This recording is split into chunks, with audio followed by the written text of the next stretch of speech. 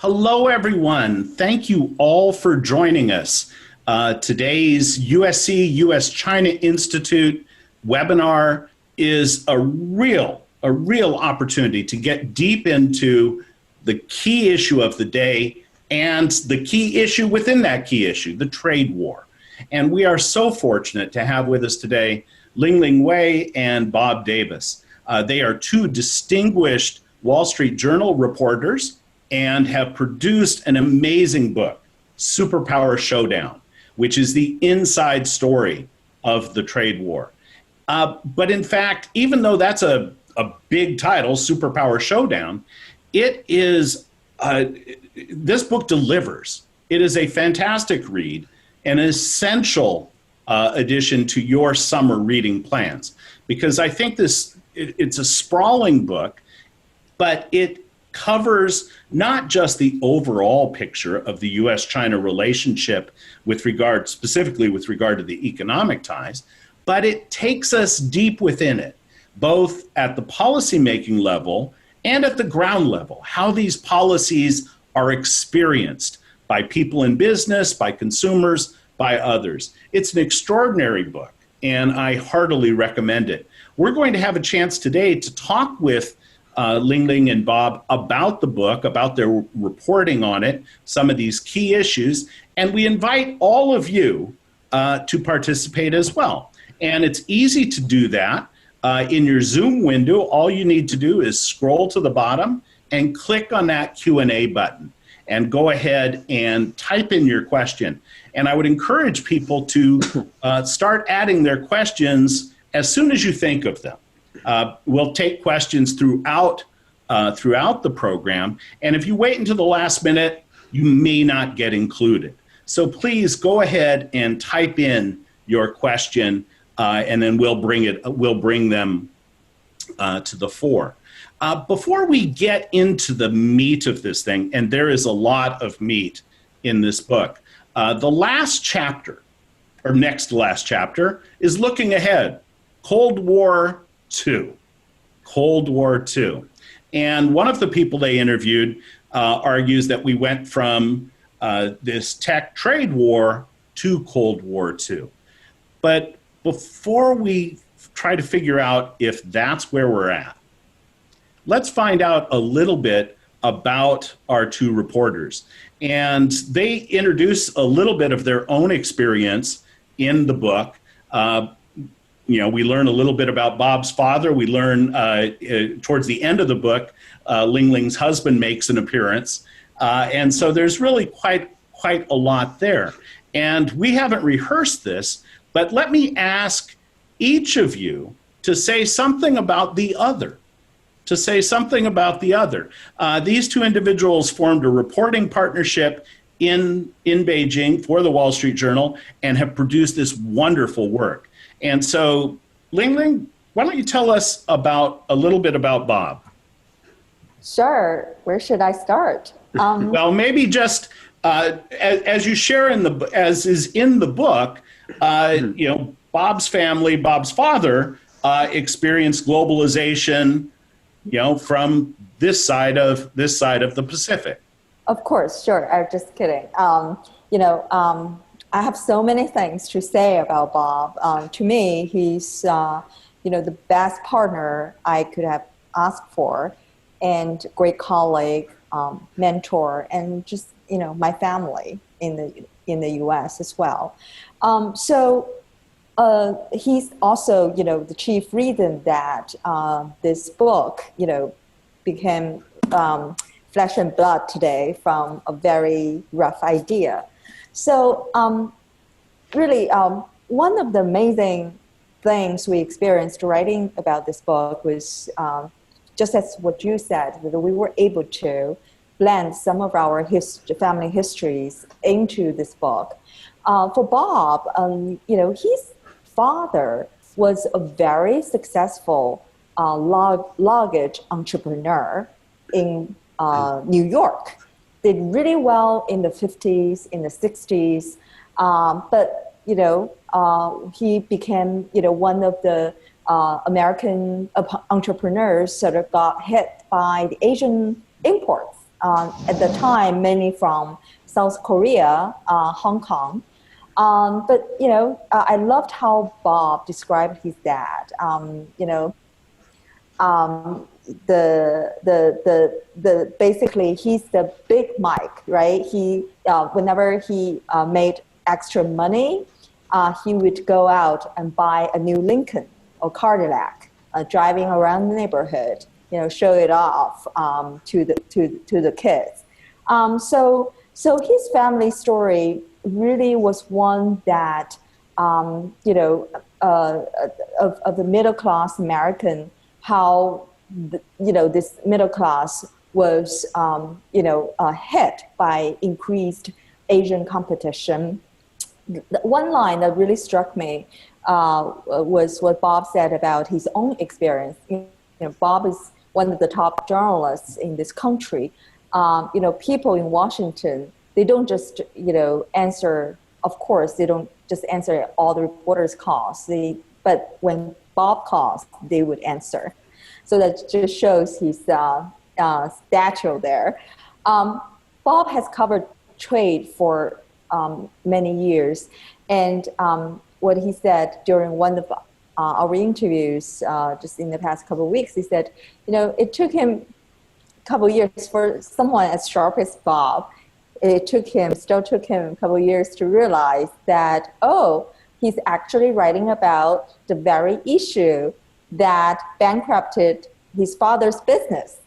So it's just, this is really for us personally, the kind of individual story, family history, really made writing this book, even more fulfilling than just writing about, we're just observants, right? Writing about something that's happening, totally had nothing to do with our lives, but it's so intimately intertwined what we, as individuals, have been going through. Thank you. I don't want to give the impression that this more than 400-page book is a memoir or is autobiographical, but it's absolutely true what Lingling you've just said about how your family's experiences help to illuminate some of the issues at play, some of what has happened. Bob's father winds up working, in fact, for a company that does plenty of business in China. Bob, why don't you tell us something about Lingling? Well, first of all, thanks for inviting me, and thanks for inviting us. We're really honored to be part of this. Gosh, what should I say about Lingling? I mean, Lingling is just an astonishing reporter. I mean, she's just astonishing. There's nobody in the Western press that has remotely the kind of sourcing and doggedness that Lingling does. I mean, she brings to the table reporting skills that others just, envy, really. And working with her is one of the great reporting relationships of my life, without a doubt. And as she says, we are definitely family. We're very close. Her family is, one of the great things, I was in Beijing from 2011 to 14. That's where we started working together. And I met her family, particularly her mom, who is a very formidable character, to say the least. But Lingling's family, I think, traces the history of modern China. It's just a remarkable odyssey. Her grandfather was on Mao's Long March. He was an aide to Mao, basically one of Mao's medics, was with him for, I think it was half dozen years, starting at the Communist Party at age 13. So here you have a grandfather who is, not communist royalty exactly, but, there from the beginning, made a very substantial contribution to the founding of modern China. Her parents were both in the military, and her father, very, very much the Chinese story. When the Chinese military demobilized, he was, I think he was laid off basically from the Chinese military, but started as an entrepreneur in the modern China and was a consultant to a number of Western companies, particularly in what's known as the Canton Trade Fair. And then you have Lingling. So within within the space of 2 generations, you have the granddaughter of an aide to Mao at the White House covering covering the signing of the trade deal, one of the most significant events in her country's history, in the past 50 years. It's just an astonishing story. No, it is. It absolutely is. And so, Lingling grows up, goes to college in China, comes to the United States, goes to graduate school, becomes a reporter for the Wall Street Journal, and the two of you wind up working together. You have this, Bob, you've got this distinguished career working in Washington, reporting here in the United States, and then going to Beijing. There's so much in this book that we're not going to be able to touch on it all. But one of the things that really is important that comes out in the book is division. And we're talking about contradictory ideas within President Trump's mind, contradictory impulses for Xi Jinping, divisions within the policymaking arena in both places, and of course, divisions within the two societies. And you folks do a wonderful job of illuminating that. And I was wondering if you could take that apart for us a little bit, both the American side and the Chinese side. And here we're not talking about US versus China so much. Here we're talking about one side of a brain versus another. Well, let me start with the American side, which is in many ways easier. Reporting in Washington can be difficult, particularly with this administration, but it's nowhere near the challenge of reporting in China. So the way we look at it in the book is that Trump is kind of a split personality when it comes to China. There's a what we call a blue-collar Trump, the Trump of the campaign mode. China's ripping us off, and the leaders who came before me were idiots, and they sold you out. There's that Trump, which is a genuine part of him.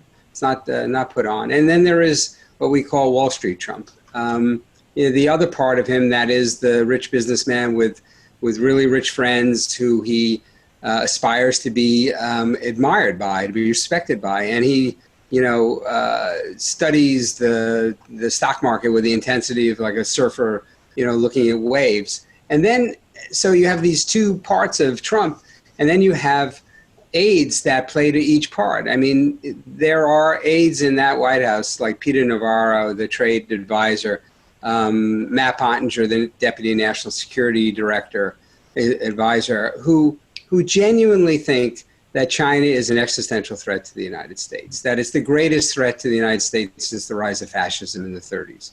But Trump isn't one of them. I mean, he is not, that's not what he thinks. And then you have people who are, sort of standard issue Republicans, kind of looking at the global economy. Yes, China is definitely an issue, without a doubt. Beijing's been allowed to get away with too much. It's, at the top of the agenda, but there's a lot of, that's a very crowded agenda, the global economy. And, Mnuchin, the Treasury Secretary, Mnuchin is the archetype there, and whoever happens to be the NEC National Economic Council director. But Trump isn't one of them either. So you have this interplay between aides playing up to his, blue collar, let's take on China side, and aides playing up to, we got to be careful here. We're going to wreck the markets. And you just see it ping-ponging back and forth and back and forth. It of course, it confuses the Chinese, but it confuses people in Washington, confuses his own staff. Yeah. No, that's great. And as you say, unpacking, the American political scene is difficult, but, there are ways to do it. Doing the same in China is unusual, but what we've seen in your book is we actually get inside the standing committee of the Politburo at one point, and they're discussing how to respond. Lingling, maybe you could say something about the two sides of two, or there's more than two sides to this discussion in China. Sure. I mean, from outside looking in, China just seems like a very monolithic government, right? And part of the reason also people think that way is that, the party, the government often speaks with one voice. So it's really hard to know what's really going on behind the scenes. Obviously, with this book, we really tried to, basically shed light on what kind of leader Xi Jinping is. As you know, after having read the book, we basically pinned the blame for a souring of the relationship on both sides, not just the U.S., and didn't start with Trump. And it's not just on China, and didn't start with Xi Jinping either. But the leadership styles do matter. I mean, in terms of Xi Jinping, there was so much hope for him early on, especially when he came to power, right? Even within China, people, thought of him potentially being the next Jiang Jingguo, right? The son of Chiang Kai-shek, who basically paved the way for the democratic changes in Taiwan. Partly because of Xi's own experience. His father was one of the most liberal thinkers in Beijing. He got into trouble actually for, standing up for someone who was criticizing Mao, right? And he also played a real important role in the Shenzhen, especially in setting up the Shenzhen economic zone. So he has a father like that, and also his own experience of spending 7 years in a village feeding pigs and doing other manual labor during the Cultural Revolution.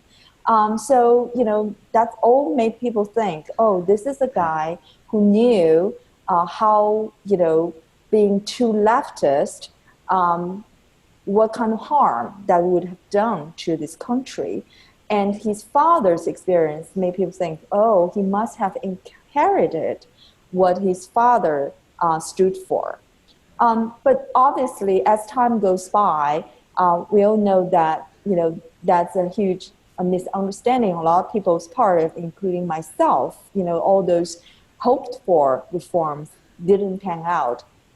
In fact, China kind of went backward in terms of market-oriented reform, not to even mention political reform. It just never even had any sign of starting. So anyway, we really sought to explain why that is. So yes, Xi's early experiences, basically toughened him up, taught him so much. But the early experience also didn't sour him on the party, made him actually think that all the sacrifices his father's generation, his generation made should never go to the waste. So even though Cultural Revolution was a huge mistake by the party, but it's the party that reunited China.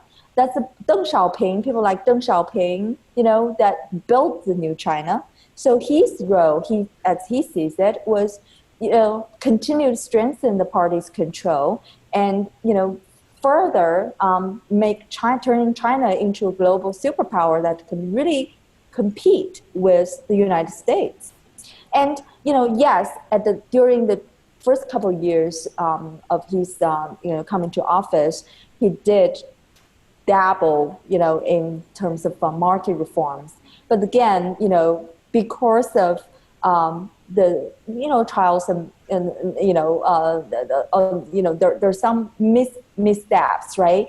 The lack of communication, the lack of experience, in terms of government officials with market, that caused some initial reforms backfire, like the yuan reform, renminbi reform, and the stock market reform. So that really, and then it was the state that came to the rescue. That further basically reinforced his belief in the power of the state, i.e. the government, the party. So, and the trade war. And along the way, I mean, he obviously has consolidated power along the way, and just, he basically has taken upon himself, this carrying out this mission of saving the party, strengthening the party, and basically making the party, part of a solution, a key solution for every problem Chinese society faces today. Well, and you highlight in the book, the reasons why many people within China and outside of China thought that Xi Jinping would perhaps even accelerate reform. The fact that he was a leader in 3 of the most dynamic economic regions of China, that he had this experience in Zhejiang, that he had those kinds of experiences. And then we get the in 2013 announcements about, relying on the market to allocate opportunities and resources and things like that. So it wasn't unreasonable, perhaps, to expect that.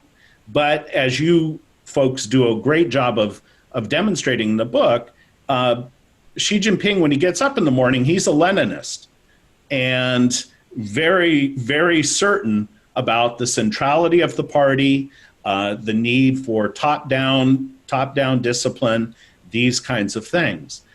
Towards the end of the book, you have a slogan from Shenzhen that sort of captures this bifurcated reality of China. Follow the party, start a business, right? And so shows how much China has changed. It used to be life is money, time is efficiency. Yeah. From very naked capitalism toward very pure kind of authoritarianism. Yeah, you're going to have this dominant presence of the party state, and yet we still need some of this entrepreneurial energy, as is borne out in so many of the stories that you bring us. Now, this book is in some ways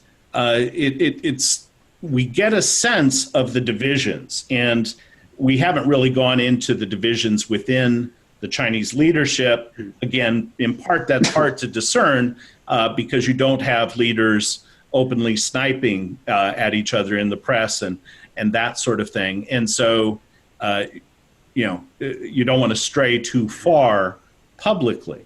But there are those divisions, and that sort of thing exists. But even more than perhaps the disputes within the leadership in both countries, we have misunderstandings and mischaracterizations. We have a real difficulty in terms of communication. People take the wrong messages from this, and people are trying on both sides to figure out what the other side intends with these things. I was wondering if you could give us some of the examples. There are many in the book of, the two sides just not being able to even talk about the same thing.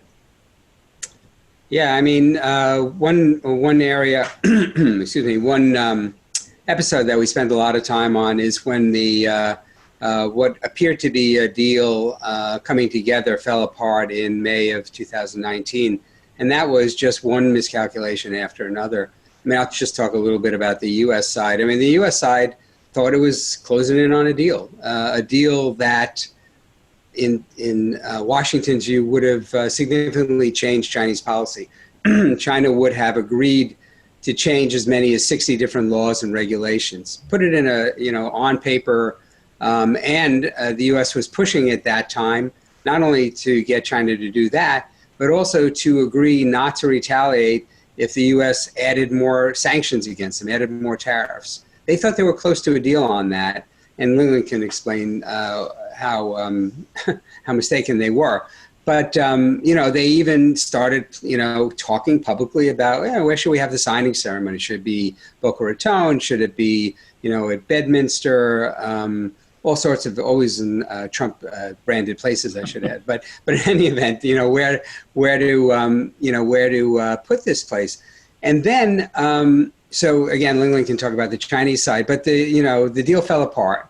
And then what happened? So from the U.S. side, Trump is livid, thinks he's got a deal, thinks the Chinese walked away from him, made him look like a fool. And then, so what does he do? Or what happens then is that John Bolton, then the National Security Advisor, understands that Trump is pissed off and wants to retaliate against China, and says to the president, we have this other thing that we've been, working on, Huawei, sanctions on Huawei, the so-called entity list, which is a kind of a blacklist. We can accelerate that. Trump thinks that's a great idea. They go into full speed on that and put on sanctions on Huawei, not understanding that just wasn't another chess move from Beijing's point of view. That was, a serious escalation targeting one of the, what China considered one of its crown jewels. And so rather than putting more pressure on China, it wound up strengthening the backlash in China. Yeah. Before you talk to us about how the perception on the Chinese side of where they were and what the administration actions meant, maybe we should just say a couple more things. Bob has said that this is a giant deal, right? 150 pages, in terms of very detailed things, which laws, which regulations were to be changed, and all very, very mapped out. It included not just things having to do with the China side will buy more, but it had to do with structural changes. It had to do with market access, technology transfer, intellectual property. And so the negotiators think they have this on the American side. That's not what they thought in Beijing. Lingling, why don't you tell us about it? Right. As we said in the book, just because Liu He didn't say yes doesn't mean Beijing has said, just because Liu He didn't say no doesn't mean Beijing already said yes. So, the way the Chinese system works is that, however powerful President Xi Jinping has become, he still needs to go through a certain procedure in order to, make a final decision on whether or not to sign the deal or not. So when optimism was running high in Washington, the mood in China, in Beijing, was decidedly different. Much more pessimistic. So, in sometime in April, just before the next round of talks that were to be held in early May in Beijing, the American boys were supposed to fly in, thinking, could just sew up a deal. Obviously, as in line with previous practice and the existing procedures, she held a meeting with 6 other colleagues of his. There are, all those, Clay, you initially, you asked a question about divisions on the Chinese side. Yes, there were divisions, but I wanted to also just add one thing, just under Xi Jinping, because he's so, he has massed power so dramatically, his colleagues or underlings, for most part, they all try to figure out what exactly that is that he wants. So they would, take actions accordingly. So obviously, Xi has established this strongman reputation. His popularity in China among the Chinese public, in large extent, really depends on him standing up against foreign powers like the United States and really, turning China into a global superpower. So that is really very important for Beijing, for the leadership. So when the Standing Committee held that meeting at the time, 3 of them voted yes, and 3 of them voted no, and she was the deciding vote. obviously he didn't have the consensus, right? So, and he, of course, the default position for him was let's wait, let's push back harder, right? That's the default position for any party leader would have done that back during the WTO era, right? Jiang Zemin did the same thing. He held a standing committee meeting right before sending Zhu Rongji to cut the deal with Charlene Bashevsky. And that meeting, he obviously had a majority of yes notes, only one dissenter, which was Li Peng, right? But back then, they all knew what Zhang wanted. What Zhang wanted was engaging with the US, getting to the WTO, develop the economy. Right now, the agenda is China Dream. What does China Dream mean? It means a really strong China, unified China that can compete with the US economically, technologically, geopolitically. So just the top leadership has changed. The very agenda has changed. The key priorities have changed. So that's why, this time around, it's so different from when it was back in the late 90s when China was negotiating to get into WTO. And also, it's also very typical of, the Chinese negotiations, right? Not until nothing's final, until everything's final, right? So they always, even during normal business negotiations, they probably would change mind at the very last minute and push back. So obviously, this is not something that would be, well received or at all understandable to the American side. That's obviously reneging in the views of the Trump administration. So Absolutely. that would, yeah. Well, right. So Trump feels, I thought we had a deal. We were working just on, how big a ceremony we were going to have to celebrate the conclusion of this. And this massive disappointment on the American side and massive frustration perhaps on the Chinese side came after a year. So this is not right at the outset of the trade war. This is well into the second year, in fact, of this struggle, right?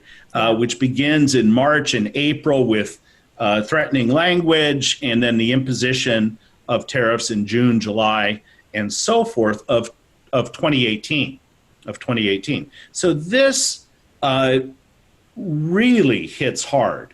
And what's going on may be misunderstood. Now, one of the things that Bob just mentioned was singling out Huawei, which was already, of course, very much in the news and in a lot of discussions, going back, by that time, more than a decade. Singling out Huawei for this entity list, the bad actors, this bad actors list. And as he describes it, Huawei is considered this national champion and very much a part of this Made in China 2025, China Dream, technological, if not supremacy, at least a strong technological base. What does Huawei mean in China? What is, not linguistically, but what does it represent to the Chinese leadership and now, as a consequence of all the tumult, to ordinary Chinese? For the leadership, Huawei is part of their own, right? Part of the elite circles. That's why China has been sparing no effort to try to free Meng Wanzhou, the CFO of Huawei, and also the daughter of Huawei's founder, Ren Zhengfei.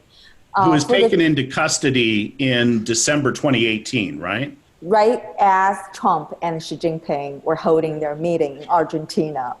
Right, neither of them knew that was happening at that time.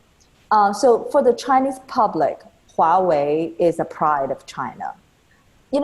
Before the arrest of Meng Wanzhou, and especially before what Bob described, and also we have a very detailed passage in this book about how John Bolton weighed in after the talks collapsed in early May, using Huawei as another pressure point on China.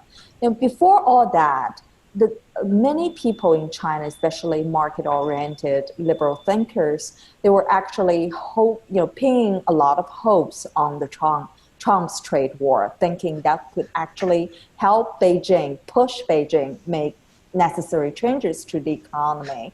But the ever intensifying campaign against Huawei by Washington, really reinforced this narrative populated by the government in China that the U.S. is bent on bringing down China's rise, containing its rise. See, they're using the whole force of the nation to go after one company in China. It had nothing to do with is a private firm or not. It had everything to do with is a Chinese company. So that narrative has now taken hold in China. Let's back up just a little bit. In the book, you lay this all out, and you devote several chapters actually just getting us to the trade war. And we get an interesting comparison of Bill Clinton and Donald Trump.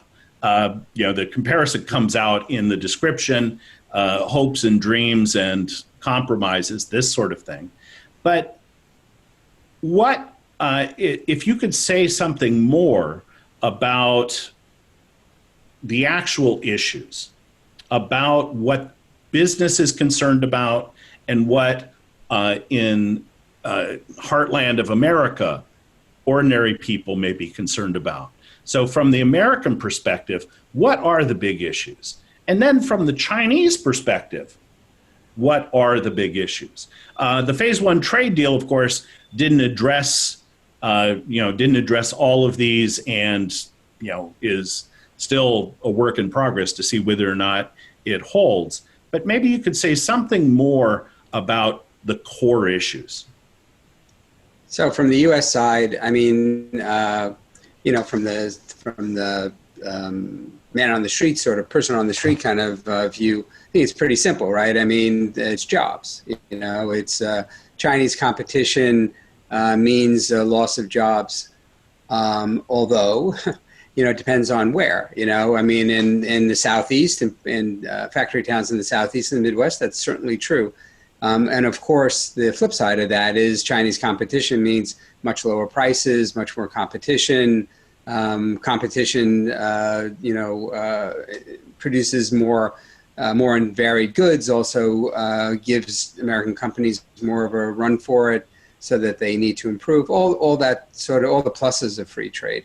So you have that, right? You have that, going on, and China is the exemplar of low cost competition. And then from the, let's just call it the elite point of view or the business point of view, I think that came further and further, more and more into focus. It was two things. One, a sort of view that, China looked like this land of, gold, but really is really not for many companies. The way the Chinese government is acting, it really doesn't give American companies a fair shake. We, the Americans, give so much access to Chinese companies, but they don't give access to our companies. So there's the fairness question, and also very, very prominently the question of pressure on American companies to hand over technology as a quid pro quo for access to this enormous market. It isn't almost ever, a requirement, a de jure requirement, but the companies feel any number of different ways, regulations, regulatory reviews, joint ventures, although joint ventures was kind of yesterday's way of doing it. But any number of ways in which they are being coerced to hand over technology. And this had been building and building, and then it came to a head, certainly under Trump. Yeah, and you have, in the book, talk about how business helped to push the relationship forward at various junctures, especially in the 1990s, and then, of course, with the ascent to WTO. So Thanks for that explanation. Lingling, on the Chinese side, what are the big issues? During the trade negotiations? Well, kind of what led, I mean, from the Chinese perspectives, and it's more than one, as to what these key issues are. Where is China disappointed with the United States? What does it want? Some would say things were going just fine. Right. So from the Chinese perspective, yes, they indeed felt like that. Things were just going, fine. And, obviously, Trump's winning the election, stunned everybody in Zhongnanhai, just as, in the rest of the world. And, his very harsh campaign rhetoric against China, increasingly looked like he actually was going to act on it. China did scramble initially, especially initially, how to deal with a very unpredictable and untraditional U.S. president. In the beginning, China, did try to be creative. When Liu He first went to Washington to conduct the trade talks, he actually brought a 5-point proposal, thinking that would have been enough to win the Americans over. It never before the Chinese would take the initiative to actually propose solutions. They always was on the receiving end, right? There's a problem, the U.S. would bring up a problem, Chinese would, come up with something, the U.S. would kick it back and just back and forth. And that was one time they actually came up with a list on their own, but obviously was too little and too late, and also it still involved the same kind of, strategy of tying Americans up in endless discussions. So it didn't, basically was a failed trip. Liu He came home empty-handed. So that was, I think, that was really a wake-up call for the Chinese at that point in time. It had to offer more than you're comfortable with to satisfy the Americans. Now, obviously, how much more can they offer? That was the biggest question throughout this trade negotiations. Xi Jinping, outside of negotiation, already made it very clear there are things that off limit. There are things you can do, right? So off limits obviously are China's own economic model, right? Mm-hmm. That concerns the party's rule, the industrial subsidies, the SOE reforms. That's not touchable, right? But you can tinker with, for example, regulations when it concerns IP protection. Obviously, China can write many checks for American ag products and know those things. So it's for them it's a constant for both sides. It's just trying to psych each other out. What card to place at any given point, and just really throughout the processes, we documented in this book, frequent overestimating their own strengths, underestimating the opponent's resolves, and it just the whole negotiation process was fraught with miscalculations like that. Yeah, that comes through quite vividly in the book, how the two sides misread each other, and that was a great way to express it, that neither side appreciated the level of commitment that the other side had behind the words that it offered, and both sides overestimated their strengths, the strengths of the hand that they had, the resources, the situation that their two economies were in. Now, we've got quite a few questions, and we're going to start bringing these in. We've touched on a couple, but what has the trade war brought us? What has the cost been to the two sides? What has the cost been to the relationship? Well, maybe we can answer it in American and Chinese perspective. I mean, from the U.S. perspective, what did it get? I mean, it's funny. For 2 years, the trade battle was the tip of the spear. That was what the two countries were arguing about. It morphed into a technology battle as well. What did the U.S. get from it? I would say not a heck of a lot. Basically, the way I've kind of phrased it is, it's like you were tied 3-3 in the bottom of the 17th. I mean, the thing just goes on and on. China committed to buy more stuff. They probably won't be able to carry out those promises because even before COVID, they were expected to boost their spending at a pace that they never had managed before. And with COVID, that seems even more unlikely. And plus, if that's all you really were worried about, why did you need a trade war in the first place, right? I mean, the farmers, if they get more purchases, they'll never come out ahead for these, 2 or 3 years. And yeah, there are some, definitely the deal is a better deal on intellectual property protections and the like than the U.S. has ever had. I mean, it is a more substantive deal. It's got a dispute resolution mechanism that hasn't been tested, but, it's got possibilities.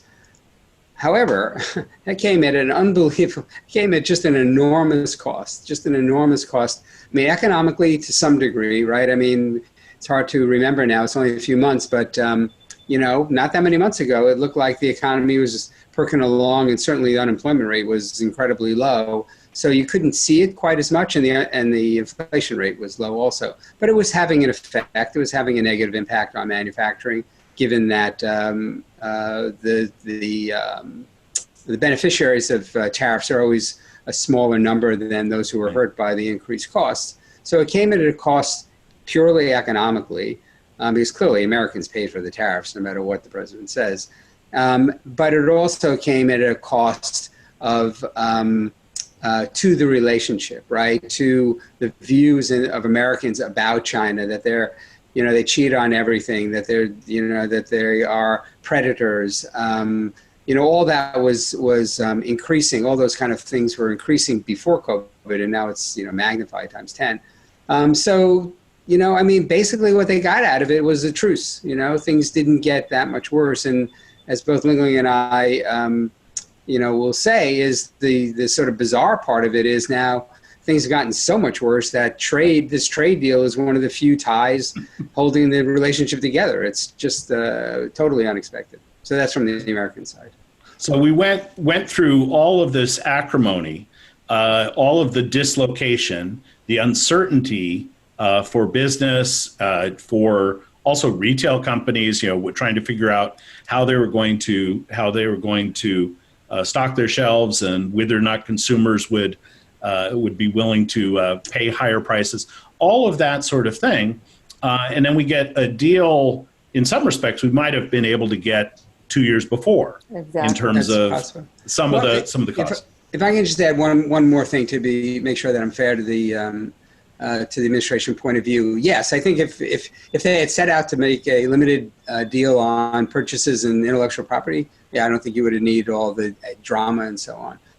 But I think the administration would argue, and I think there's some validity to it, that it also called out China, put the world on notice that there's problems with this relationship. You got to be careful. It's not the country that you thought it is. Give up the dreams of, China is going to turn into not a liberal democracy, but, something sort of like Taiwan. Maybe someday, maybe it will, but that's not the China we're facing. So I think that, that is definitely part of what happened. Well, and the pressure specifically on,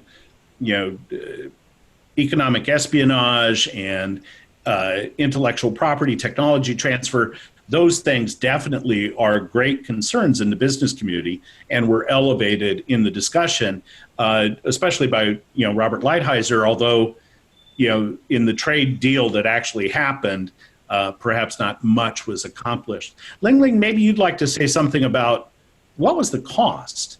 Now, media controls in China for a long time, for maybe a year into the trade war, they weren't calling it a trade war. They weren't making a big deal about it.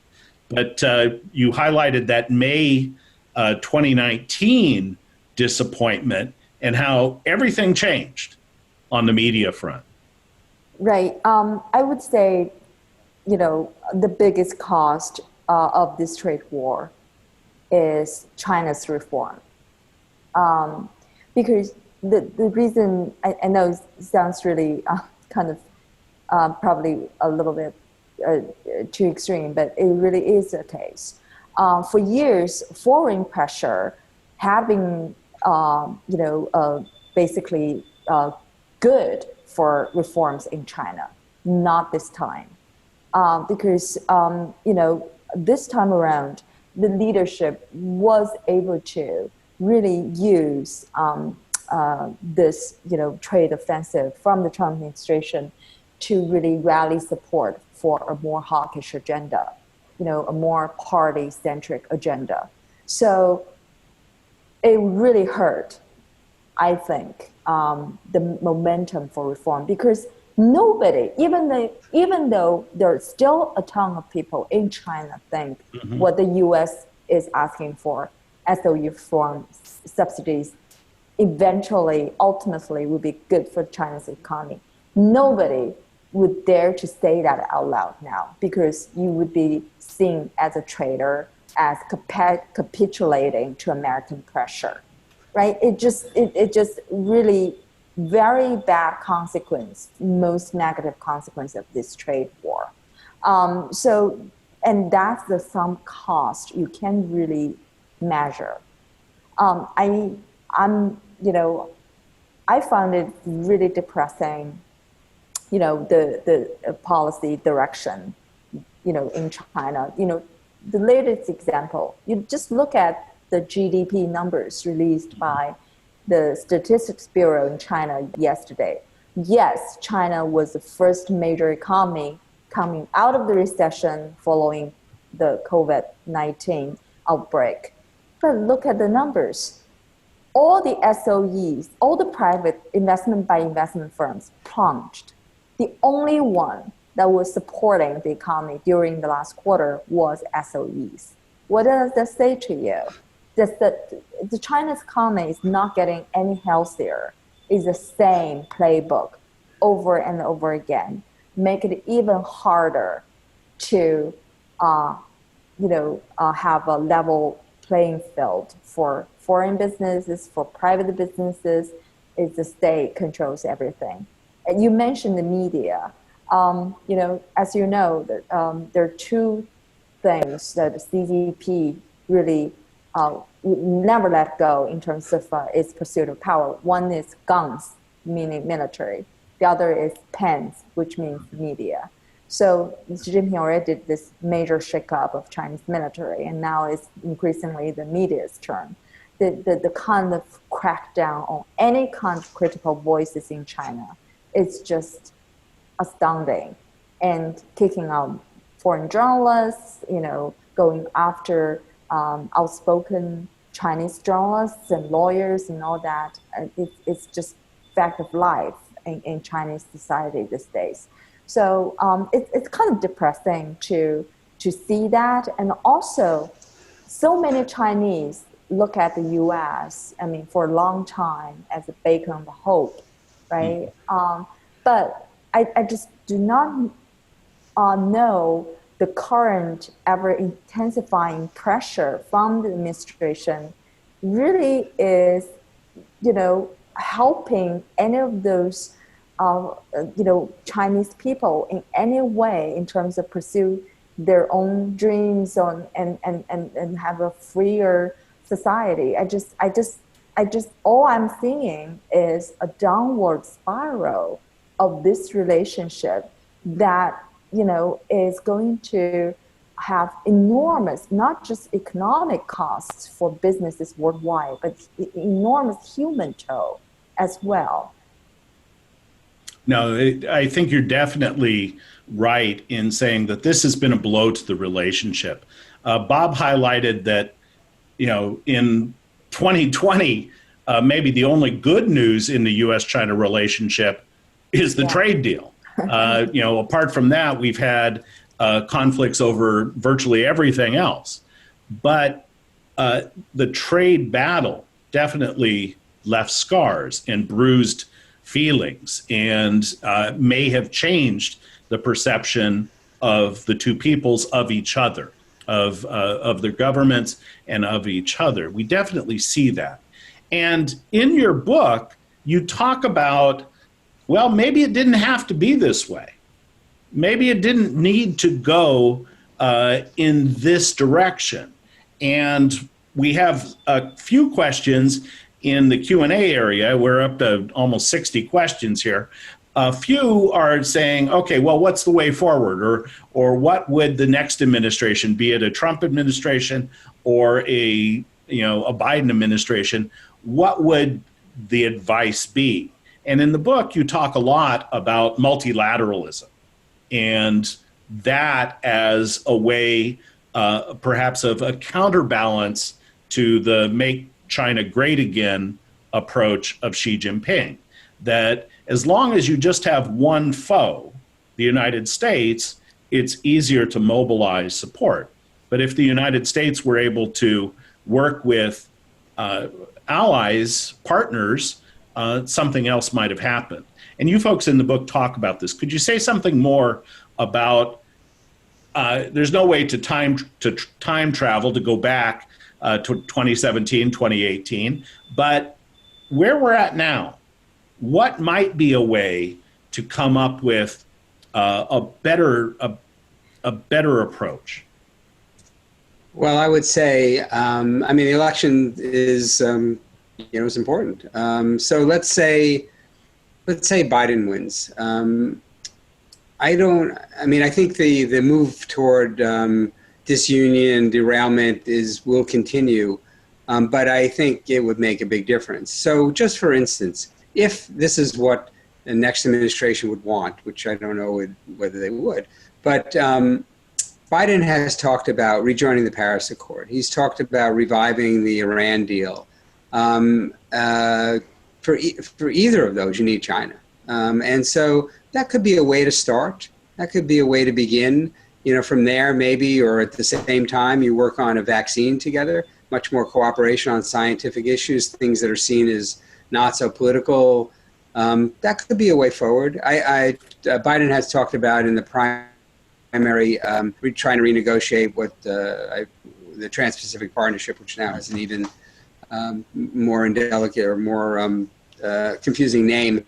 That could be a way too, but also Biden has said, which I believe him, that he's not going to do a trade deal until he's helped the middle class, which basically means he's not going to do a trade deal anytime soon.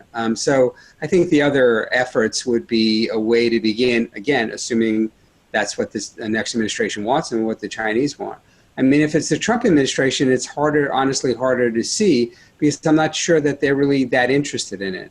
In a sort of funny way, the non-economic issues, the military issues, the human rights issues, there you do actually see a fair amount of multilateralism, right? There is a general agreement, a consensus among Western allies that what China did on Hong Kong was wrong. There's a consensus among the Western allies that what's happening in Xinjiang is outrageous. Now, of course, there's disagreement about what to do about all that, but still, I think you would see more multilateral pressure, the countries working together more on those sorts of issues. I think it was really interesting that the UK reversed itself on Huawei. It's possible that other European countries will act in that same way. But again, assuming that's what happens, this is not a let's work with China kind of coalition. This is let's confront China coalition. Lingling, what do you think in terms of, you just spoke about the decline, if not the death, of reform. Is there a way to revive reform? That's a really good question. Obviously, right now, there is no momentum to speak to us. Despite the fact that President Xi Jinping is really, enjoying a very, real sense of support in China from the Chinese public, he is also dealing with a number of, crisis on multiple fronts, right? Hong Kong, South China Sea, Xinjiang, all those geopolitical issues that Bob described just right now really coming to a head, while trade, sort of like okay for now. I don't see any kind of reform momentum picking up anytime soon. And you asked about the U.S. election, how that could change things going forward. I know there are a lot of people who think that, the Chinese leadership must hope that Trump can get reelected. I really don't think it's that clear cut or that simple. At least based on what I know, like some corners of the Chinese government, they're also hoping for a new beginning, the sort of beginning Bob just described, right? If the U.S. going back to these multilateral organizations, could seek to engage with China on all those fronts and start dialogues again. And China actually likes that. Wang Yi, the foreign minister, actually made the same points just in a speech a couple of days ago. He's hoping that U.S. and China can open up dialogues again on all the issues. Let's talk, right? But for now, the Trump administration, many, especially the Hawks, they're tired of talking, right? They want to see you change like right away. I mean, that's kind of naive, to say the least. It's not going to happen. Let's see. I think right now, let's not having any hopes of reforming China or whatever improved relationship. Let's see, if the trade deal sticks for the next 4 months, that would be a huge success for the relationship. And then, then let's see which one really gets in the White House for the next 4 years, and we can have another conversation then.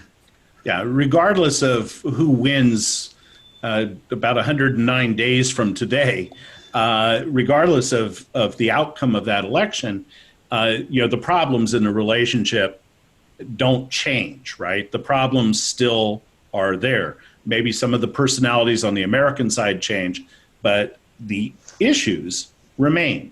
Approaches to those issues may change.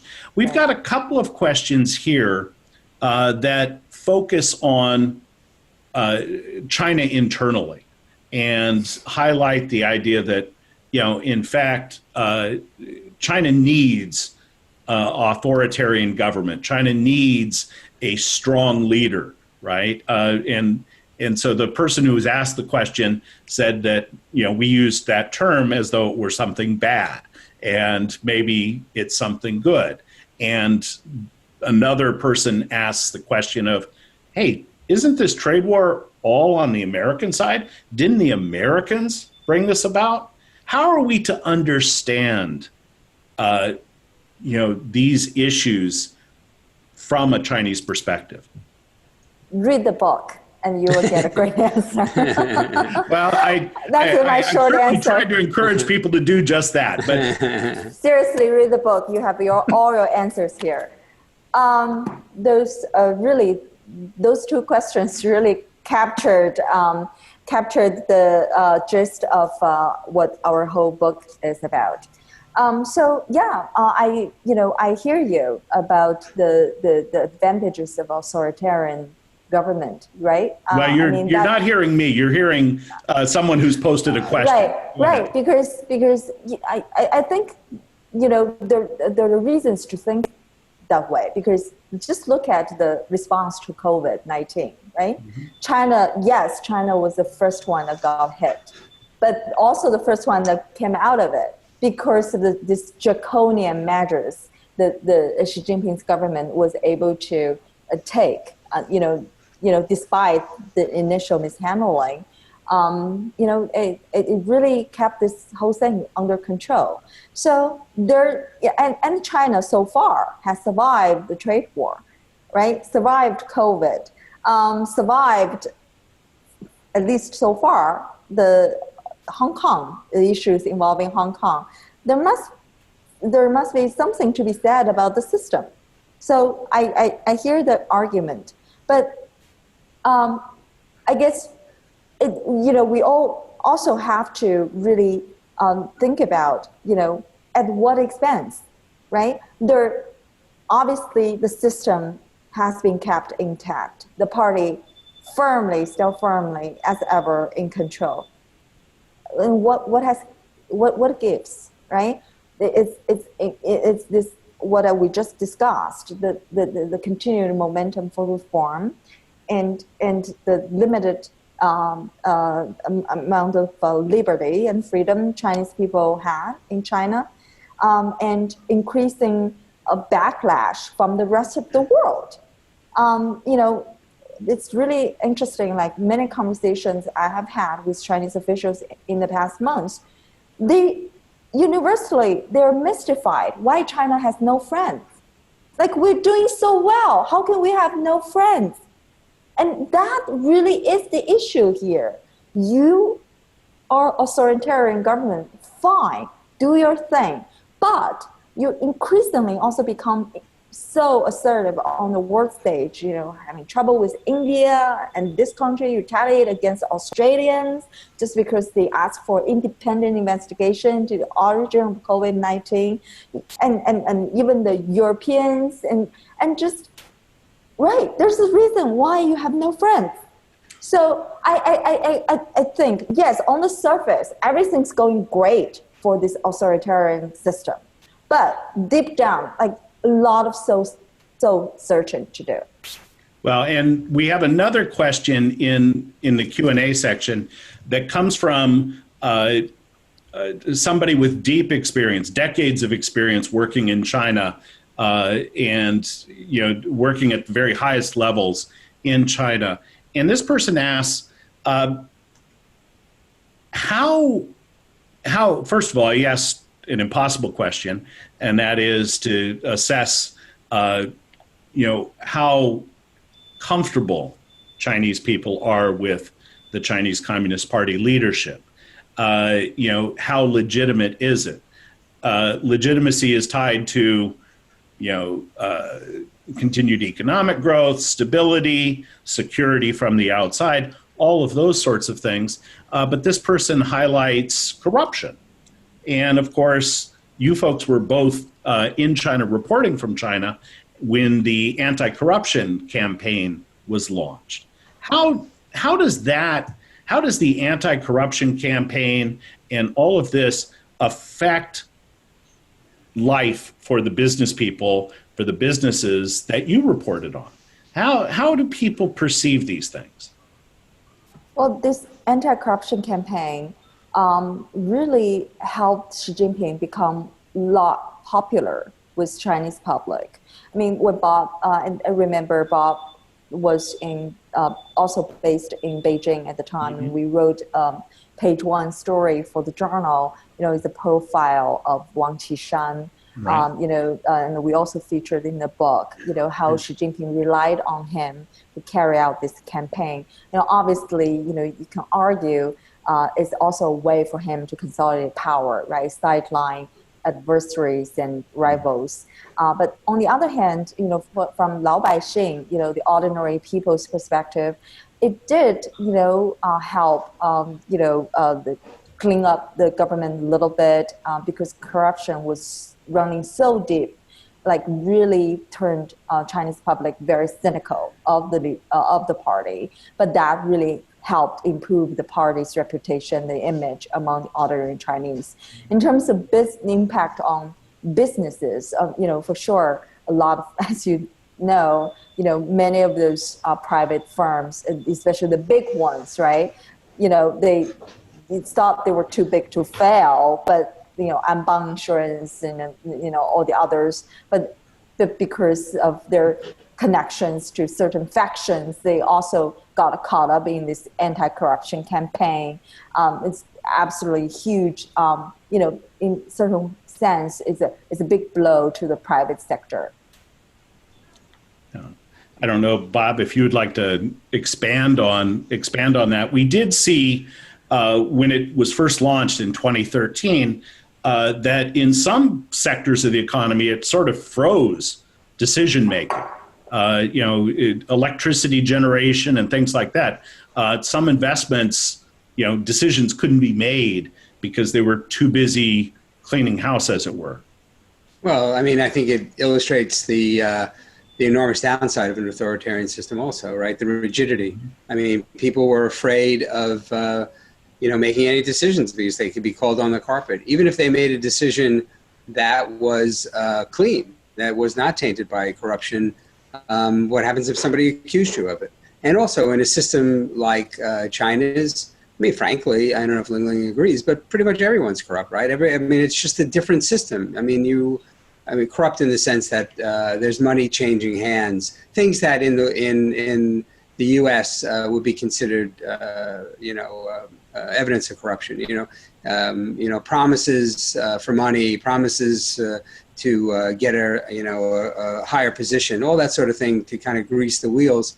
So even if, this particular transaction you have might be totally above board, well, what about something you did in the past? And if you didn't do that in the past, well, maybe, somebody would have ratted you out. I mean, it's a very difficult kind of situation. And it did, I think, freeze. I mean, I remember reporting on this, that just people were afraid.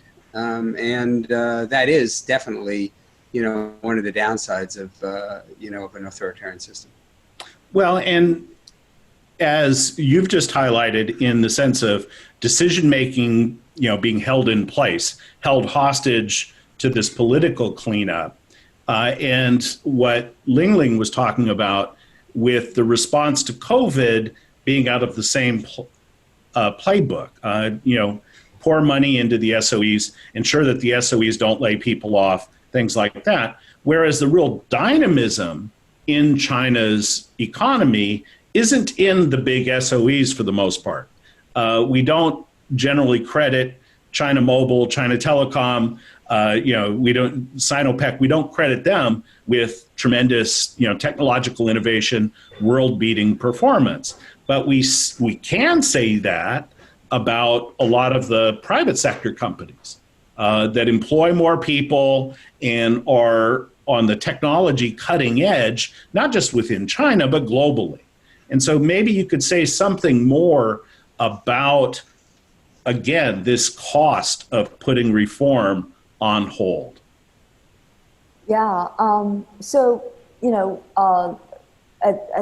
As we also describe in the book, China definitely has embarked on this, self-sufficiency drive, especially in the area of technology. We, highlighted two projects that have been put in place by Xi Jinping's government. One is this Anke project, right? That was aimed at winning the Chinese government. 安全可靠的. 安全可靠, right? Secure, controllable. So basically aimed at winning Chinese government agencies, big telecom firms, and other type of, big state firms of American hardware and software.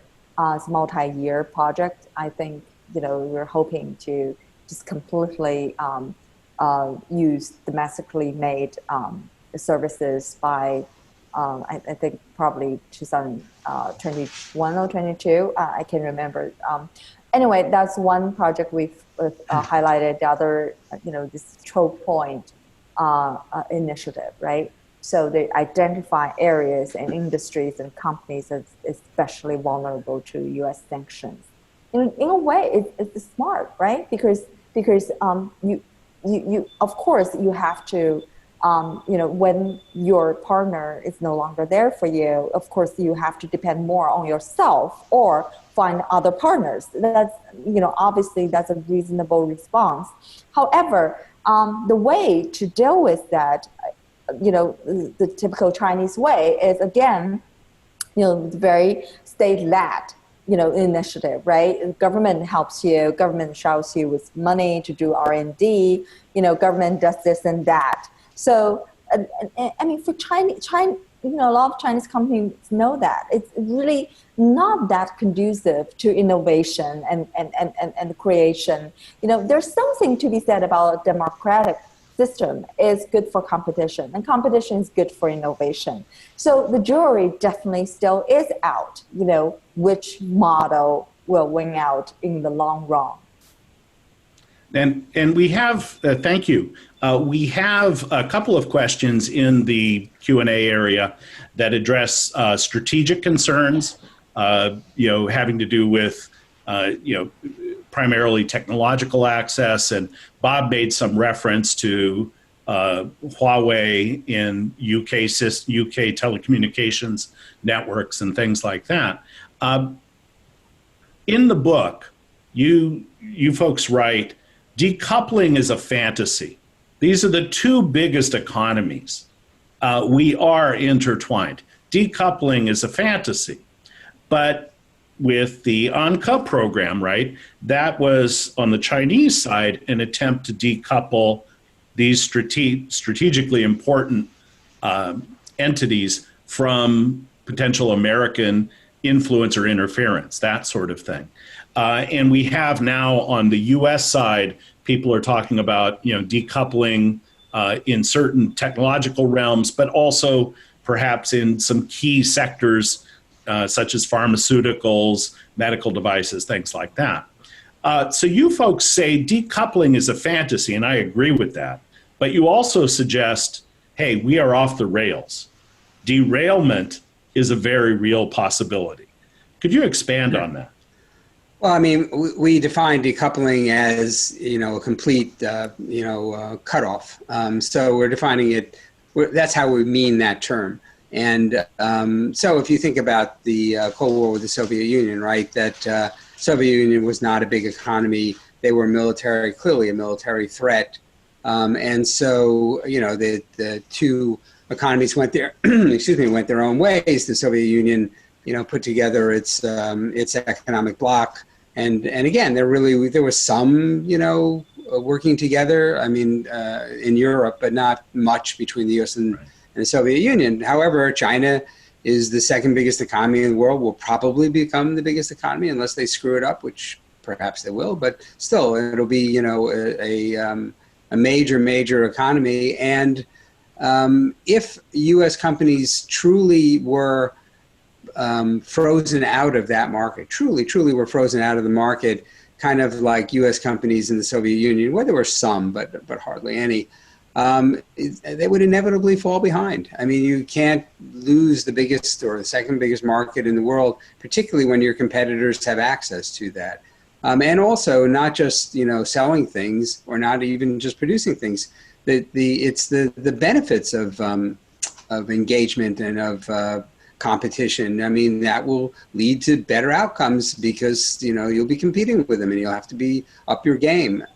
So from that, if you define decoupling in that way, I mean, we really do think it's a fantasy, except if the two countries go to an actual war. And if they go to an actual war, these sort of things pale in comparison. I mean, that's kind of a doomsday scenario, right?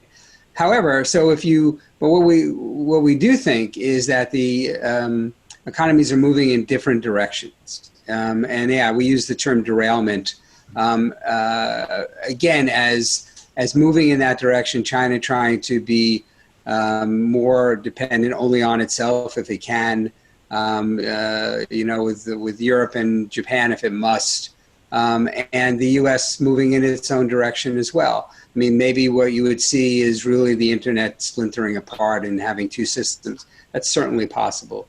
Again, let's say that happens. We would not consider that decoupling, again, the way we're defining it, but things are not, moving in a way remotely that they used to, where the economies were increasingly intertwined. Thank you. Lingling, do you want to add to that, or if not, I have another question. But go ahead. Sure. And Bob said it all. Okay. I Well, I really, really appreciate you being with us today. And I can't let you go, though, because you folks are distinguished journalists. You've produced so much, in the pages of the journal, but now with this book, you've really illuminated some important questions.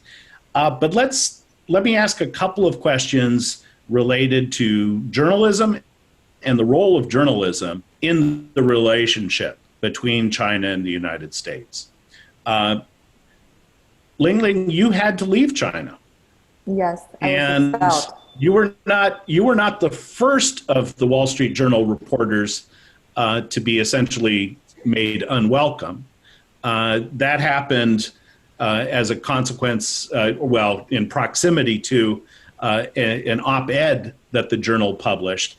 I suspect that the three reporters who were targeted were already on a list.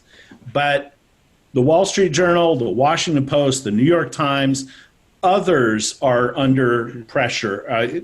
In some cases, they've been forced out, and others are not being just forced out of mainland China, but even out of Hong Kong.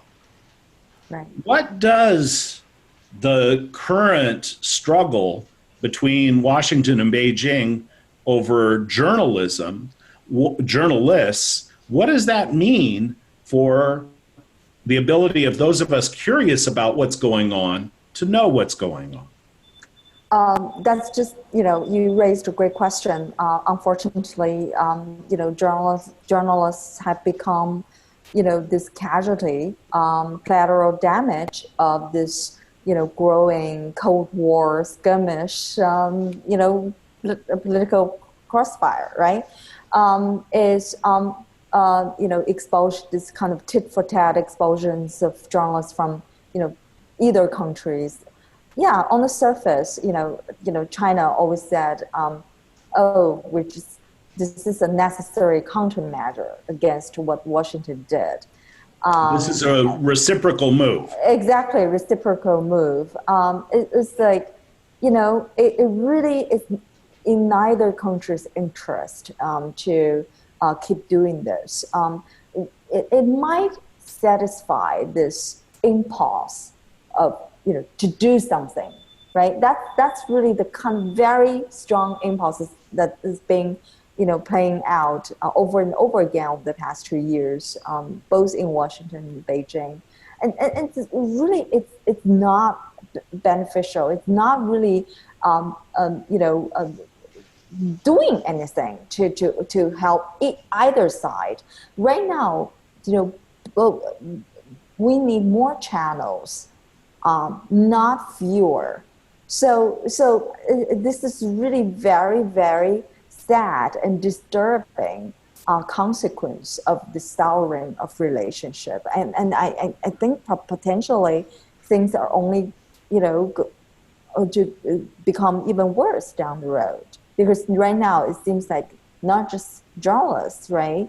Expanding to officials from each countries, and then I know for a fact that some business people also are worried that their businesses or their own employees or themselves might get caught in the crossfire.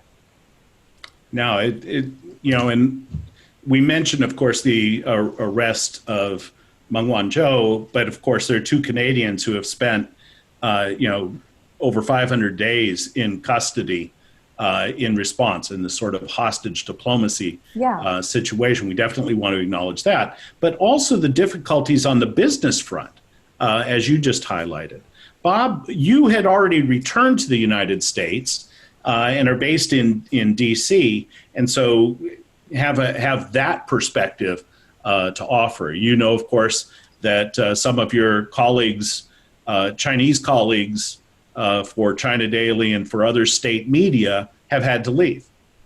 Yes, no, I agree. I mean, I just think it's crazy. I mean, I think it is the old the old joke, you know, an eye for an eye, for tooth, you wind up blind and toothless. I mean, it's just this tit for tat in which the U.S. is going to lose, because you're dealing with a system that doesn't care about freedom of the press. So how are you possibly going to come out ahead? I just think it's crazy. And I also don't know what in the world the U.S. is afraid of. So you have some reporters from China Daily or whatever. So let them report. You know, let them do what they do. Let them get more information about the United States. Maybe are some of them spies? Yeah, maybe. But I mean, all right, you have spy agencies. But the more Chinese people know about the U.S., the better. You know, are we so afraid of what a Chinese reporter might say about the United States? It's just, I don't know. It's like we've lost our self-confidence. Right. Well, I think that is a good segue for us to kind of close out on. As probably our viewers know, right now there's apparently some discussion in the Trump administration on the possibility of excluding members of the Chinese Communist Party and their families from coming to the United States. And, you know, that would be a way of signaling great displeasure with Chinese policies and that sort of thing. It has always struck me that when you close the door and when you stop communication, that's a mark of insecurity rather than a mark of confidence and a feeling that you can participate.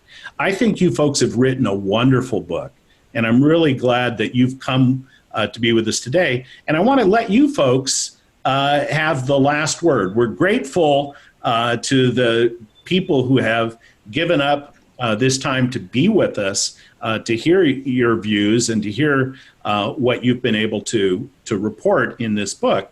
But is there anything else you would like to leave the audience with? No, I mean, I think, you know, I mean, honestly, we hope people will read the book. I mean, we spent print version, Kindle version. It reads well. It works on Kindle also. I mean, we you know, what we both looked at it was we both looked at the book as, you know, what this sort of cliche about the first draft of history. This is a very, very important moment in U.S.-China relations, and U.S.-China relations are some of the most important geopolitical events of this part of the century. And we really did our best to try to tell the story of what happened, because this episode will shape future episodes, and historians will be looking back on this. So we hope that we provided a record, and we certainly hope that it's readable too. Oh, it's highly readable, full of rich stories. Former trade negotiator Cassidy, so much more that comes out in this book. Lingling, you have the last word. Sure. So I would only add to what Bob just said, that, you know, yes, we really worked really hard to write this book, put it together. And it's also unique in a way that we told the story from both perspectives, not just the U.S. perspective, not just the Chinese perspective, but from both capitals, both perspectives. I think that really is something that has made our coverage for the journal stand out. And definitely we hope that this kind of unique feature would also make this book stand out. Yeah, you've done, the two of you have done a wonderful job. We get that high, you know, looking down on the issues. That's separated out and mapped out very well. But we also get a feeling like we're in the room sometimes. This is an incredibly well-reported book, deeply researched and really illuminating. I hope that everybody on the call goes out and gets it, takes advantage of this opportunity to learn more about one of these key issues. Friends, thank you all for giving the most precious thing anyone has to give, your time and your attention. We look forward to seeing you again soon. Thank you. Thank you very much.